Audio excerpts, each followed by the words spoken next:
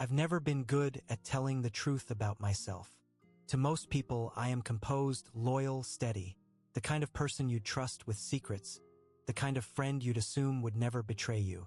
Maybe that's why my story is so hard to tell, because it begins with a lie and ends with more than one betrayal. My name doesn't matter. What matters is that for nearly a decade, I was married to a man who loved me more than I thought I deserved. Daniel, tall, quiet, dependable, with an understated way of moving through the world. He was the kind of man who remembered to fill the car with gas before I noticed it was low, who made sure the bills were paid on time, who never raised his voice unless he was cheering for his favorite football team. I met him when I was 25, working in a law firm where he was the IT manager. We fell into something steady, almost too steady, but comforting all the same. By 30, I was married to him, living in a 2-bedroom house with a tidy garden, and learning the rhythms of married life. There were dinners at the same restaurants, vacations to the same beach towns, the comfort of shared routines. I used to tell myself that was what love was meant to be. Quiet, dependable, safe. And I believed it until the year I turned 33. That was when I met Alex. It's strange how someone can walk into your life and rearrange everything you thought was solid. He wasn't extraordinary in the way a movie star might be. Not conventionally handsome, not wealthy, not even particularly polished. But he had a presence, a restless energy that drew people to him. He laughed loudly, spoke with his hands, and had the kind of eyes that seemed to see through whatever mask you wore. I met him at a mutual friend's birthday dinner.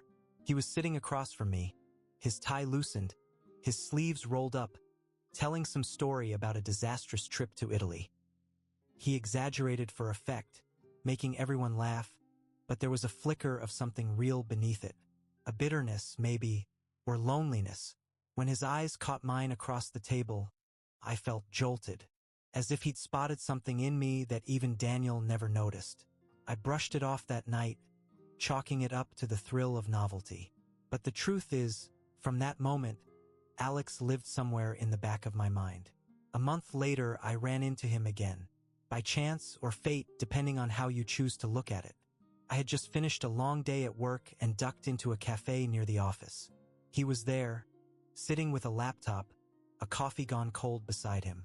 When he looked up and saw me, he smiled as if he'd been waiting. "Hey, I know you," he said.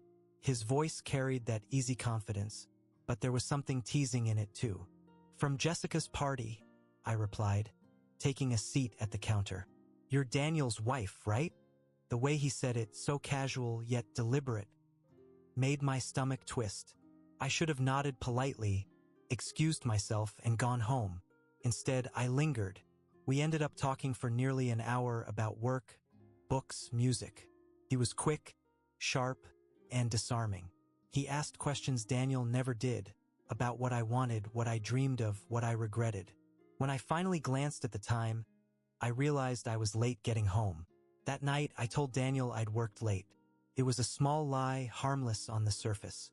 But looking back, it was the first stone dislodged from the dam. Over the next weeks, Alex and I started crossing paths more often. Sometimes by chance, sometimes by design. Coffee here, a drink after work there. Always under the pretense of friendship, though both of us knew it was not quite that. He flirted lightly, never too boldly, but just enough to make my pulse quicken. I told myself I wasn't flirting back, though my laughter came too easily around him. My eyes lingered too long. And always, when I went home, there was Daniel. Kind, steady Daniel, asking about my day, rubbing the tension from my shoulders, telling me he loved me before we fell asleep. I would look at him and feel a pang of guilt so sharp it almost made me nauseous. And yet, the very next day, I would find myself wondering when I'd see Alex again.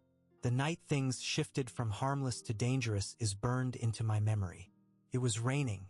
I'd gone out for a drink with coworkers, and Alex showed up. Someone must have texted him. The bar was crowded, warm with the smell of beer and fried food. Music pounded through the speakers, making conversation a matter of leaning close, voices pitched low. At some point, our group thinned out until it was just the two of us left at the table. I remember the condensation on his glass, the way his knee brushed mine under the table and didn't move away.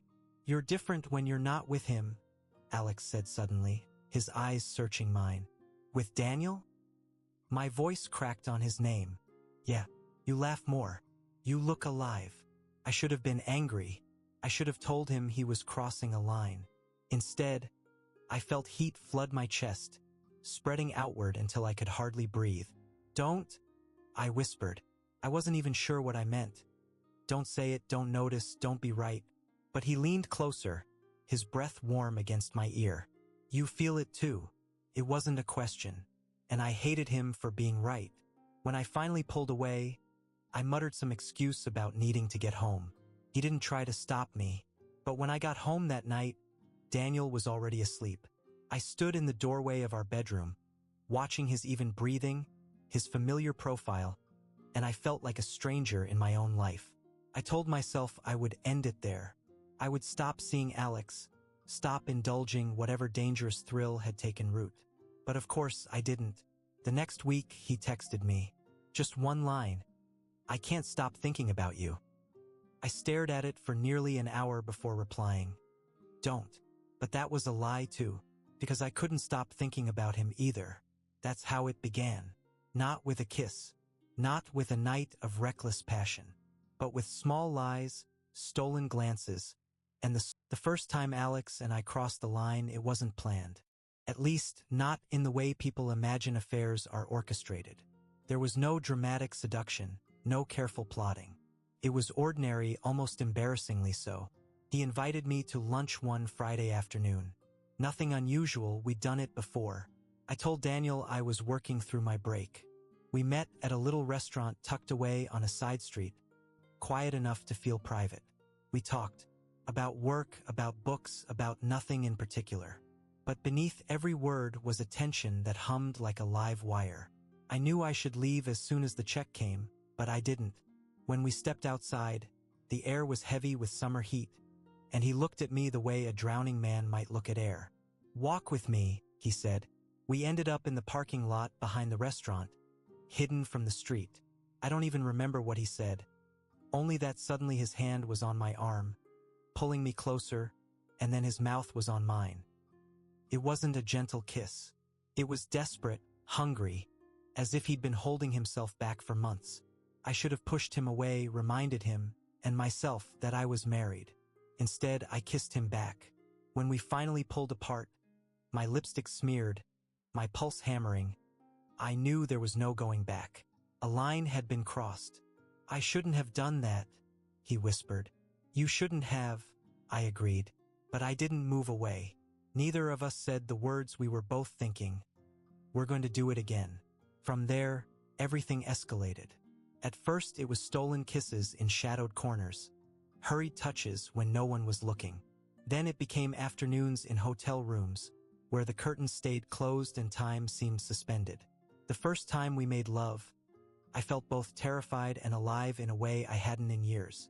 Daniel had always been tender, careful, predictable. Alex was none of those things. With him, everything felt dangerous, consuming. I hated myself for how much I wanted it. Afterward, lying tangled in hotel sheets, Alex brushed a strand of hair from my face. "You know this can't be just once," he said. "I know," I whispered, and I meant it. The lies grew heavier.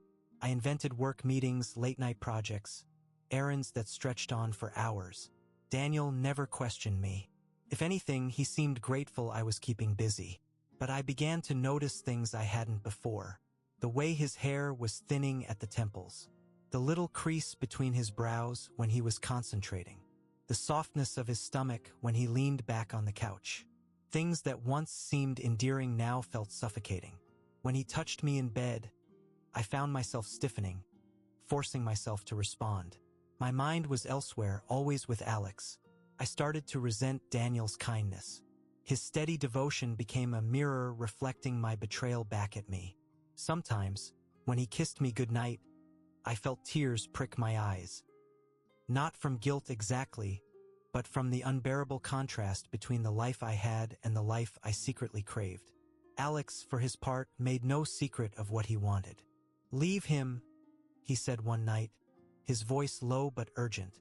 We were lying in bed, the sheets tangled around us, the air heavy with the scent of sweat and sex. "It's not that simple," I said. "It is. You don't love him the way you love me." I froze. He said it so easily, as if it were obvious. But was it true? Did I love him? What I felt for Alex was obsession, passion, a hunger that consumed me. With Daniel, it was different, gentle, quiet, familiar, safe. Could you call both love? Or was one a pale imitation of the other? "I can't just blow up my life," I whispered. "You already have," he said, and he wasn't wrong. There were moments when the reality of what I was doing hit me so hard I thought I'd suffocate. Once, after leaving Alex's apartment, I drove straight home and found Daniel in the kitchen, cooking dinner. He smiled at me, handed me a glass of wine, and asked about my day. I had the taste of another man still on my lips. I excused myself to the bathroom and vomited into the sink. Another time, I dreamed that Daniel found out. In the dream, his face crumpled. Not with anger, but with devastation. The image haunted me for days, even as I continued sneaking off to see Alex. The truth was, I didn't know how to stop. I told myself I'd end it after one more night, one more kiss, one more chance to feel alive. But each time I went back, the danger only made it more intoxicating. Every secret text, every careful alibi, every moment of fear that someone might notice. It all heightened the intensity between us. We were reckless sometimes. A kiss held too long in a public space. A text message I almost forgot to delete. Once Daniel nearly caught me. I'd just come home from seeing Alex, my clothes rumpled, my hair still damp from a hurried shower at his place. Daniel looked at me strangely.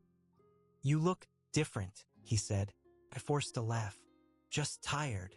He studied me for a moment longer, then let it go. That was Daniel, always trusting, always giving me the benefit of the doubt. His faith in me was a weapon I turned against him over and over again. But infidelity is never just between two people. It seeps into everything, poisons every interaction. I found myself pulling away from friends, terrified someone would see through me. I avoided family gatherings, worried I'd slip up.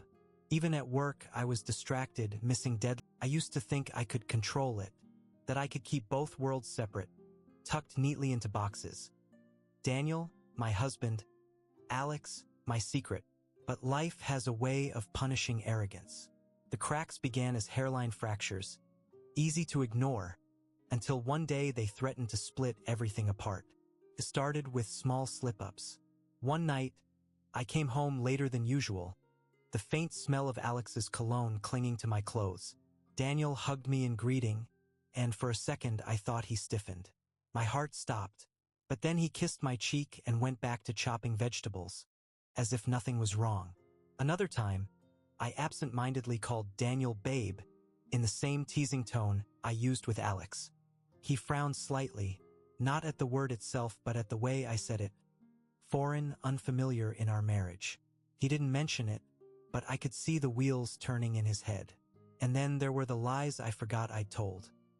I'd tell Daniel I was working late, then forget that the week before I'd said I had a different project. He noticed the inconsistencies. He never accused me outright, but his questions grew sharper, more pointed. "Are you sure you're not working too hard?" he asked once, watching me carefully.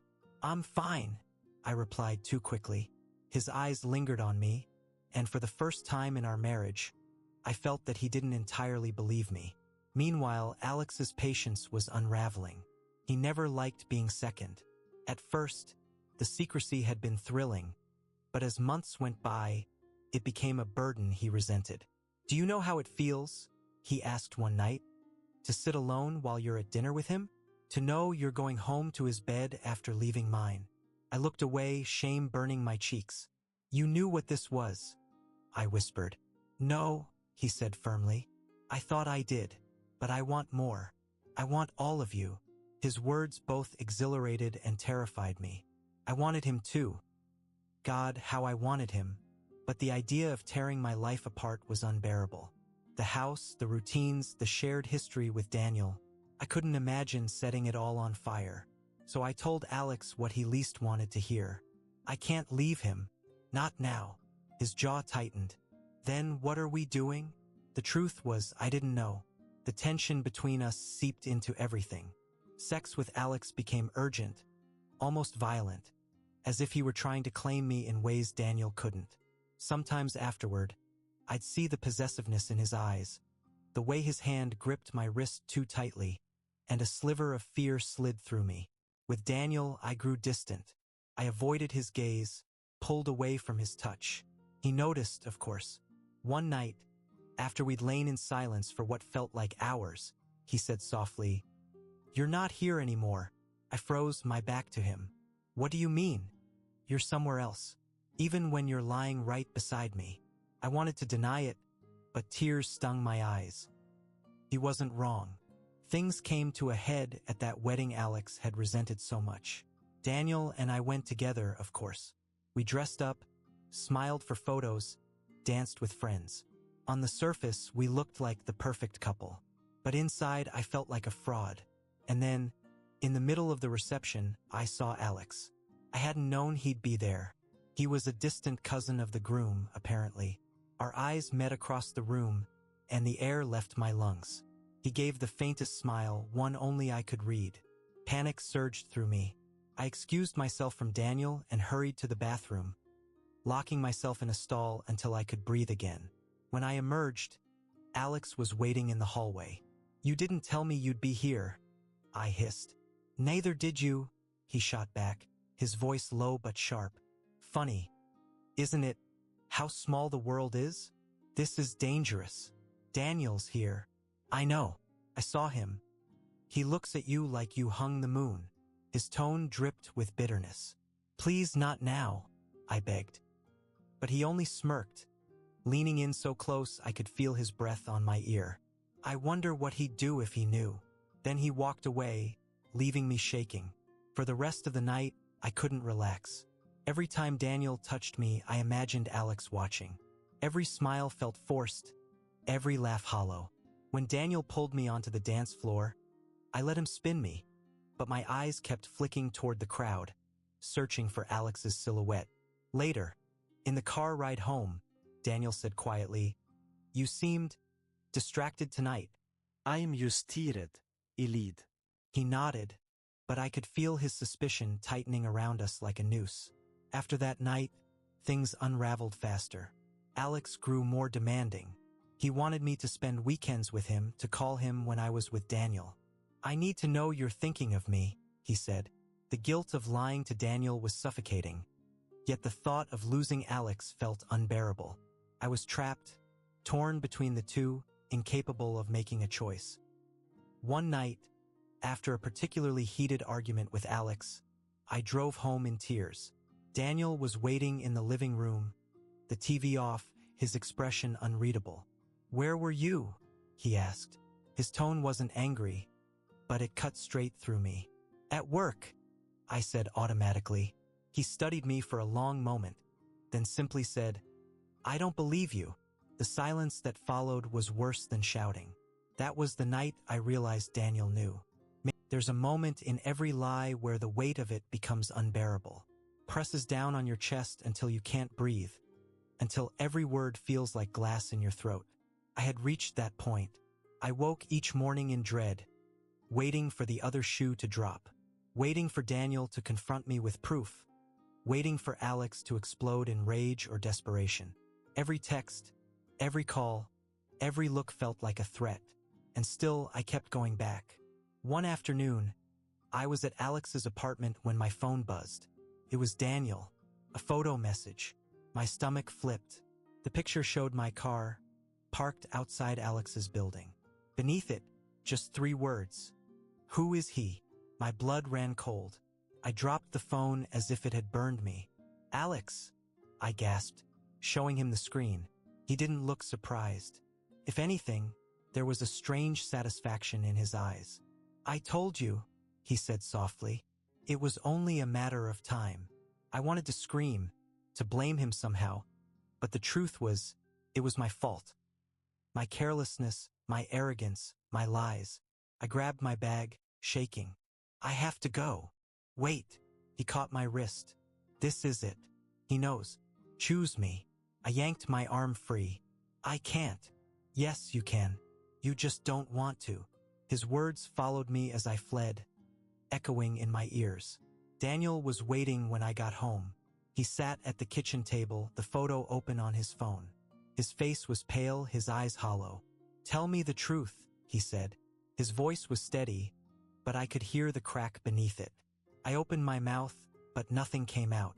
The silence stretched, suffocating. Finally, he laughed. A sound so bitter it cut through me. I knew it.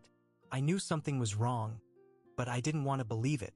Daniel, don't, he snapped, slamming his fist against the table. Then his voice softened, trembling. How long? I swallowed hard. Months. He closed his eyes, as if the word itself wounded him. Do you love him? He asked. The question gutted me, because I didn't know. I thought I did. I thought what I felt with Alex was love, but in that moment, staring at Daniel, at the man who had given me nothing but loyalty, I wasn't sure of anything. I don't know, I whispered. The pain that flickered across his face was worse than if he had screamed. We didn't talk much after that. He moved into the guest room, barely looked at me, barely spoke. The house was filled with silence so thick it felt like drowning. I should have ended things with Alex then. I should have chosen one way or another. But instead, I clung to both men, terrified of losing either. Alex called constantly, demanding to know what I'd told Daniel, whether I was leaving. Don't you see? He said. It's out now. You're free. We can finally be together. But I wasn't free. I was trapped in the wreckage I'd created, torn between guilt and desire. One night, Daniel finally broke the silence. We were sitting in the living room, the TV flickering with some show neither of us was watching. He turned to me, his face drawn, his eyes hollow. Do you want a divorce? He asked. The word hit me like a blow. Divorce. The end of everything we'd built, everything we'd shared. I don't know, I said weakly. He laughed again, that same bitter sound. You don't know? You destroy our marriage, and you don't know. Tears filled my eyes. I'm sorry. Sorry. He stood, his hands shaking. You're not sorry. You're caught. That's all. His words cut deeper than any knife. After that, Daniel withdrew completely. He barely came home, throwing himself into work, staying out late. When he was there, he avoided me as if I were a stranger. And Alex grew relentless. Now's the time, he pressed. He's already gone. End it officially. Be with me. But the more he pushed, the more I resisted. Something inside me balked at the thought of making him my whole world. With Daniel gone, the fantasy of Alex no longer felt intoxicating. It felt suffocating. I started to see the cracks in him. The way his temper flared when I didn't answer fast enough. The bitterness in his words when I hesitated. One night, after I told him I couldn't leave Daniel yet, he slammed his hand against the wall, inches from my head. You don't get it, he growled. I won't be second. Not anymore. For the first time, I felt afraid. The triangle was collapsing, and I was caught in the middle, torn apart from both sides. Daniel's silence was a wound I couldn't heal. Alex's demands were chains tightening around me. And me? I was lost. I didn't know what I wanted anymore. I didn't know who I was. All I knew was that the life I'd built with Daniel wrenched open the front door before I could stop him. And there, standing on the sidewalk with his hands shoved into his pockets, was Alex. His expression flickered when he saw Daniel, surprise, then defiance, then something almost triumphant. For a moment, time froze. My husband and my lover face to face. The two halves of my double life colliding in one unbearable instant. Daniel's voice was cold. You're Alex. Alex lifted his chin. I am. My heart pounded so violently I thought I might collapse. Stop, I begged, stepping between them. Please, just stop. But neither man looked at me. They were locked on each other, two storms converging. How long? Daniel demanded. His voice was low, controlled, but I knew him well enough to hear the fury simmering beneath. "Long enough," Alex said. No shame, no apology, just defiance. Daniel's jaw clenched. His hands curled into fists at his sides. "Daniel," I tried again, but he cut me off. "Get out," he snapped, his eyes never leaving Alex. "Get out of my house or I swear." Alex stepped forward. His mouth twisted in a bitter smile. "Your house? Funny. She never talks about this place like it's hers. With me, she's alive. With you, she's just surviving." The words were a blade, slicing through what little was left of us. Daniel lunged. I screamed, shoving myself between them, my hands against Daniel's chest. "Stop, please." He froze, trembling with rage, his breath hot against my face. Alex stood just beyond, eyes blazing, daring him to move. For a long, terrifying moment, I thought they would tear each other apart. Then Daniel stepped back, shaking his head, his voice hoarse. "She's not worth it." The words gutted me. Alex let out a harsh laugh. "You're right. She's worth more than you ever gave her." "Enough," I cried, tears spilling down my cheeks. "Both of you stop. This is my fault. All of it. Not his, not yours, mine." But neither man listened. Daniel left first. He grabbed his keys and stormed out, the door slamming so hard the walls shook. The sound echoed through the empty house, final and devastating. Silence fell. Alex stepped closer, reaching for me. "Now you see," he murmured. "It's over. He's gone. We can be together." But instead of relief, I felt hollow, empty, as if a piece of me had been carved out and discarded. "Alex," my voice broke, "do you understand what you've done?" His brow furrowed. "What I've done?" "He's the one who walked away." "No," I whispered, pulling back from his touch. "I'm the one who destroyed it. And you just lit the match." The days that followed were a blur. Daniel didn't come home. I tried calling, texting, begging him to talk, but he ignored me. I knew he was staying with a friend from work, a fact I only learned because his sister called me, her voice cold and clipped. "What did you do to him?" she asked. I couldn't answer. Meanwhile, Alex acted as though we'd won some victory. He showed up at my door with takeout, with bottles of wine, with plans for our future. But I couldn't meet his enthusiasm. Every time he touched me, I thought of Daniel's face when he'd said, "She's not worth it." I had wanted passion. I had wanted danger. But now all I felt was grief. One evening, I finally snapped. Alex was sprawled on my couch, talking about finding a bigger apartment together. I stood in the doorway, arms folded, the weight of exhaustion crushing me. "Stop," I said. He looked up, startled. "Stop what?" "Pretending this is what I wanted. Pretending this is some kind of happy ending." His expression hardened. "So what, you want to run back to him? After everything?" "I don't know what I want," I admitted, tears rising. "But I know this isn't it. Not like this. Not with you standing here gloating while my marriage burns." He stood, his eyes narrowing. "Gloating? I fought for you.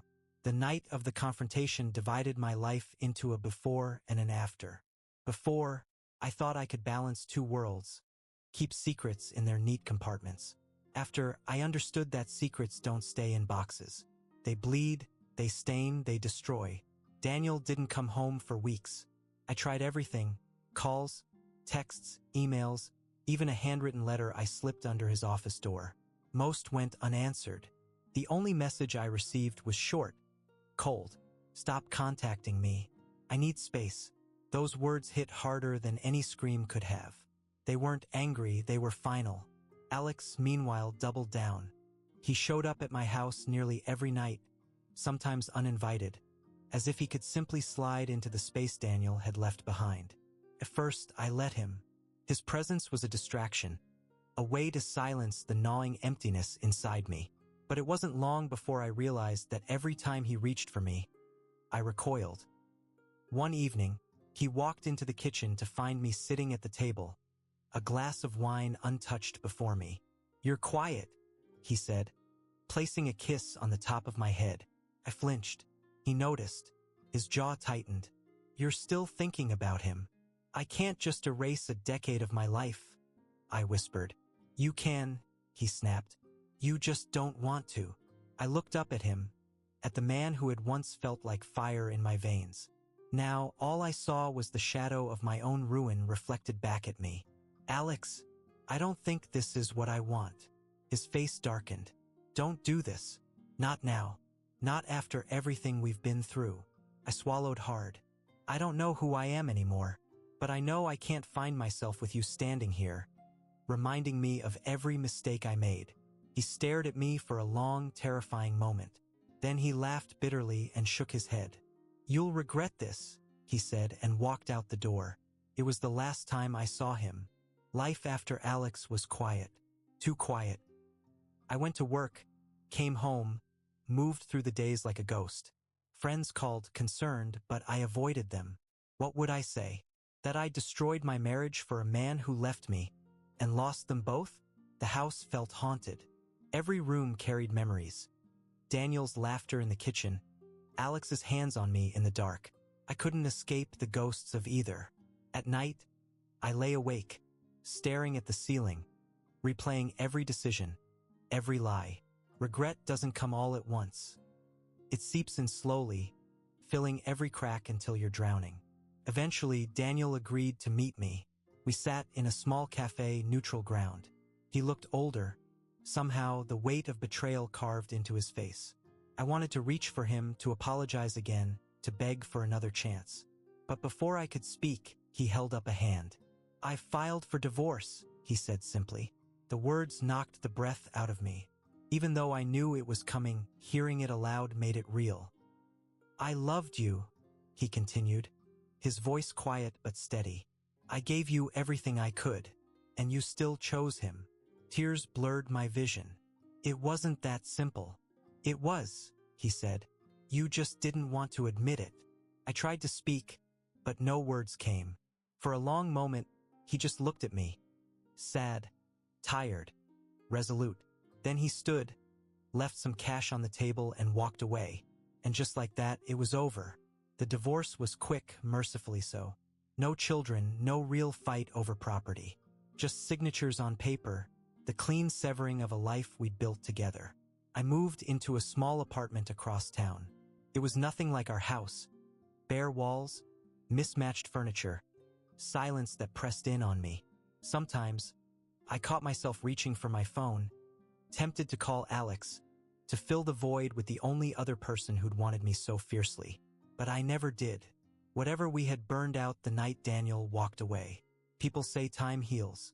Maybe it does. But time doesn't erase. Years later, I still remember both men. Daniel, with his quiet devotion, the safety of his arms, the steadiness I once mistook for boredom. Alex, with his fire, his jealousy, the way he made me feel alive and ruined me all at once. And me, the woman who wanted both and ended up with nothing. If this sounds like a confession, it is.